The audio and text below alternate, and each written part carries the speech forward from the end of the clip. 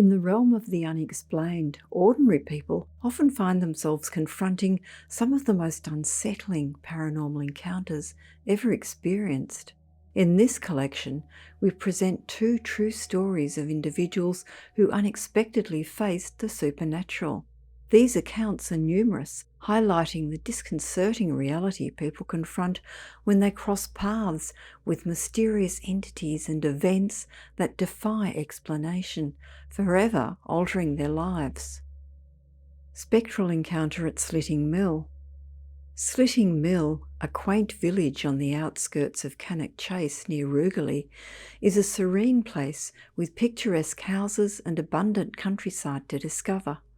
With a population of about 200, Slitting Mill houses a delightful pub called the Horns, complete with fishing ponds at the rear. Additionally, there is a waterfall in the vicinity, although it can be challenging to locate, so using a map is recommended. For such a tiny location, Slitting Mill has an unusually high quantity of ghostly phenomena, but one story stands out from the rest. This story concerns a 72-year-old woman named Beryl, who has resided in the area since childhood. Her experience began on a Sunday morning while she was washing dishes and gazing out of her kitchen window. Beryl's kitchen window overlooked her lovely garden where she would spend countless hours during the summer. As it was winter, she was daydreaming about the flowers she would plant the following year when she caught a glimpse of movement from the corner of her eye. It seemed someone had walked by her kitchen door and into the living room. Startled, Beryl spilt the washing up water everywhere, but she quickly dried her hands, grabbed a rolling pin, and went to investigate. Assuming her home had been broken into, as she was the sole key holder, Beryl cautiously called out while approaching the living room door. To her astonishment, there was no one inside. It's important to note that at the time of this incident, Beryl had sometimes found herself becoming confused or forgetful. Concluding that her mind was playing tricks on her, she relaxed and returned to the dishes. However, the same thing happened again just 2 minutes later. I must be losing it, Beryl thought, as she again took the rolling pin and re-entered the living room. This time she saw something that terrified her, a menacing man, visible only for an instant in the living room mirror. He wore a black top hat and had a weathered, rough face, but it was his bloodshot eyes, with a yellow, pus-filled patch around his left eye that sent a chill down her spine. Frightened and unable to explain her experience, Beryl, who wasn't a strong believer in the paranormal, called her friend Susan for advice. Susan was known to visit psychics occasionally, and Beryl hoped she could provide guidance or a referral. Coincidentally, Susan answered the phone with, "Beryl, how are you, dear? I was just dialing your number." The two women discussed the incident, and Susan agreed to send her medium friend Karen as soon as possible. Beryl expressed her gratitude and anxiously awaited Karen's arrival, remaining in her living room armchair for 3 hours, too frightened to move. Upon entering Beryl's house, Karen immediately sensed a presence. Following a spiritual meditation, she managed to describe the entity's appearance to Beryl without any prior information. "Unbelievable," exclaimed Beryl. "How could you possibly know what I saw?" Karen proceeded to clarify that she didn't want to frighten Beryl, but the ghost had never left the living room. He had been there the entire time. "I saw him as soon as I entered," Karen stated. "I just needed to be certain." Suddenly, a loud pounding began on the wall near the fireplace, causing the mirror to vibrate. The noise persisted for about 30 seconds, and the mirror fell from its nail, shattering into countless fragments on the floor. Karen asserted that she needed to act swiftly as the spirit was growing agitated. "This is not an ordinary ghost," the medium elaborated. "It's much more potent and for some reason wants to harm you." Karen clasped Beryl's hands and started chanting the Hanuman Chalisa, an ancient 16th century Hindu devotional hymn believed to protect against evil spirits. As she recited all 40 verses, objects throughout the house began to shift. Chairs and sofas overturned, followed by Beryl's valuable vases smashing against the wall. The scene was complete pandemonium. As Karen uttered the final verse of the Hanuman Chalisa, a picture frame featuring Beryl's late husband flew across the room, striking the medium on the head and rendering her unconscious. Simultaneously, the menacing man materialized directly in front of Beryl. His bloodshot eyes pierced her soul, and she started to choke as if someone was strangling her. As Beryl began to lose consciousness, the man's glare intensified. Karen awoke just in time to complete the 40th verse of her mantra. As she finished, the grip around Beryl's neck loosened, and she could breathe once more. The man in the top hat began to dissipate, but not before uttering his first and final words, "I'll exact my revenge one day for what your husband did to me." Then all was still.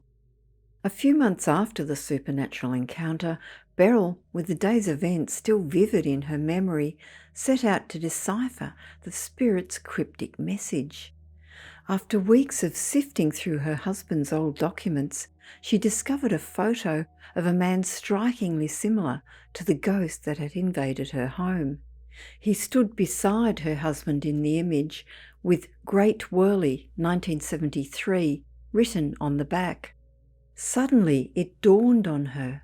She recognized the terrifying man, and it sent a shiver down her spine.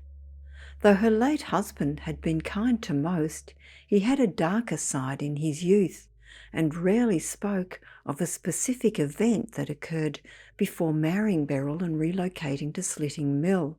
His best friend Charlie died in a bizarre accident in 1974, an incident that never quite made sense. Beryl's husband was never charged with any crime, but many considered him a suspect.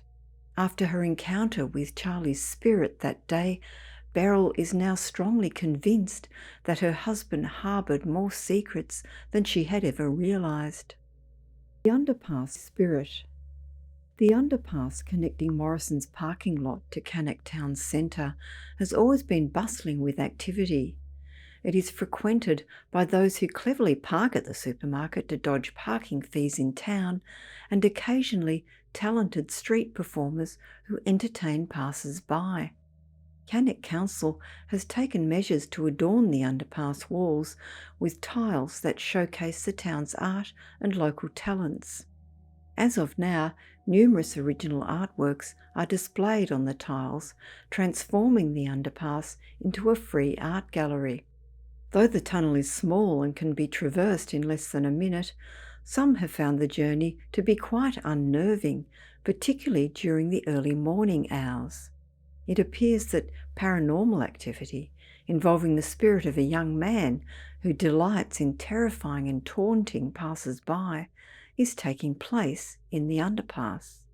On the evening of November 24th, 2018, Molly and Vicky were heading home from a bar in Cannock Town Centre to Heath Hayes. Although it was a lengthy walk of at least a couple of miles, the intoxicated pair lacked sufficient funds for both a taxi ride and a kebab. Naturally, they opted for the kebab. They strolled through St Luke's Church grounds, passing the small community centre adjacent to the 12th century building. Following a brief path, they soon arrived at the underpass entrance. Due to their inebriated state, they chose to take the ramp instead of the stairs. Molly and Vicky were laughing and fooling around until they stepped into the tunnel and immediately heard loud footsteps right behind them. They turned, but no one was there. The girls exchanged puzzled glances, which only triggered more laughter. Had they been less intoxicated, they might have been more prepared for what was about to occur. As they proceeded through the tunnel, The footsteps resumed, but this time neither Molly nor Vicky dared to look back. Instead, they hastened their pace, hoping to reach the exit before anyone caught up. Suddenly, a young man materialized in front of them, obstructing their path. "Did you both enjoy your evening?" asked the well-dressed man in a friendly tone. Molly responded that they had a fantastic time and were now eager to get home. "Why not stay here with me?" the man suggested, raising his arms and reportedly levitating a foot above the ground. "I could show you some tricks," he added, his face now dominated by a sinister grin. In a state of sheer terror, the girls dropped their kebabs and sprinted back toward the other tunnel entrance. As they did, the young man reappeared in front of them, saying, "I told you I could show you some tricks," followed by a chilling, maniacal laugh. "Just leave us alone, all right," Vicky yelled, as Molly trembled with fear. The girls changed course once more, attempting to exit the tunnel towards the Morrisons' parking lot. Yet again, the unnerving man with seemingly supernatural abilities blocked their way. Determined, Molly grabbed Vicky's hand and charged at the mysterious stranger. "Get out of our way or you'll regret it," she yelled, accelerating toward him. The man appeared taken aback by their response, but not as much as Molly and Vicky when he suddenly vanished right before their eyes, just moments before impact.